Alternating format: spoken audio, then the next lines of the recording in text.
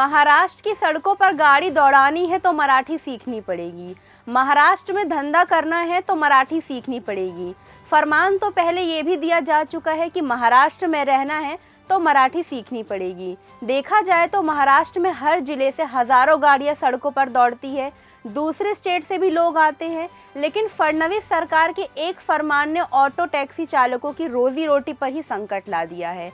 यह आदेश वैसे तो 1 मई से लागू होना था, लेकिन अच्छी खबर यह है कि अब ये फैसला अगले 6 माह के लिए टाल दिया गया है, तो थोड़ी राहत तो मिली है। लेकिन सबकी नजरें आने वाले फैसले पर है। अब यही बना सबसे बड़ा सवाल। महाराष्ट्र में ऑटो रिक्शा और टैक्सी चालकों के लिए 1 मई से मराठी भाषा को अनिवार्य करने का फैसला पहले ही चर्चा में था, लेकिन अब इसे लेकर विरोध और बातचीत दोनों तेज हो गई है।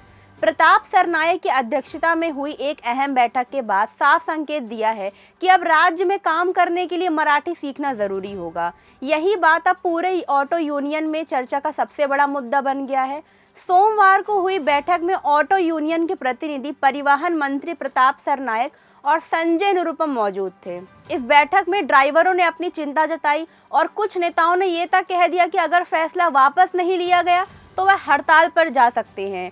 परिवहन मंत्री ने साफ कह दिया कि मराठी सीखना जरूरी है और इस पर कोई समझौता नहीं होगा। उन्होंने कहा कि अगर कोई महाराष्ट्र में काम करना चाहता है तो उसे यहाँ की भाषा सीखनी ही पड़ेगी। उनका संदेश साफ था, यहाँ धंधा करना है तो मराठी सीखनी पड़ेगी।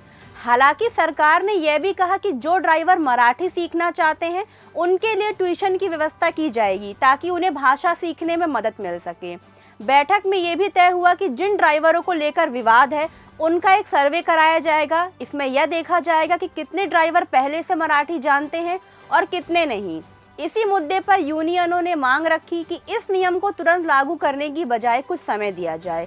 कई यूनियनों ने इसे 15 अगस्त तक टालने की अपील की है। सरकार ने इस पर नरम रुख दिखाते हुए कहा कि अंतिम फैसला आज लिया जाएगा, तब तय होगा कि मोहलत दी जाएगी या नियम तुरंत लागू होंगे। परिवहन मंत्री ने यह भी साफ किया कि इस फैसले से किसी भी ऑटो रिक्शा या टैक्सी ड्राइवर की नौकरी या परमिट पर कोई असर नहीं पड़ेगा।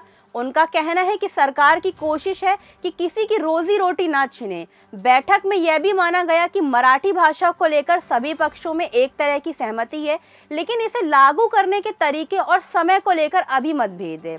अब पूरा मामला सिर्फ भाषा का नहीं रहा, बल्कि रोजगार और पहचान से जुड़ गया है। एक तरफ सरकार अपने फैसले पर अड़ी है तो दूसरी तरफ यूनियन राहत की मांग कर रही है। अब बड़ा सवाल यह है कि क्या ड्राइवरों को और समय मिलेगा या फिर 1 मई से नियम सख्ती से लागू हो जाएगा। एक बात तो साफ है, महाराष्ट्र में ये मुद्दा अब सिर्फ नीति नहीं बल्कि बड़ा सामाजिक और राजनीतिक बहस बन चुकी है। अब सबकी नजरें सिर्फ एक सवाल पर टिकी है, क्या 15 अगस्त तक राहत मिल जाएगी या 1 मई से ही नियम लागू होकर सब कुछ बदल देगा। सरकार सख्त है, यूनियन बेचैन है और फैसला अभी अधर में है। आगे क्या होगा ये पूरी पिक्चर अभी बाकी है। अगली अपडेट के लिए जुड़े रहिए खबर प्रधान के साथ। वीडियो अच्छा लगा हो तो लाइक कीजिए, शेयर कीजिए और कमेंट बॉक्स में हमें ज़रूर बताइए।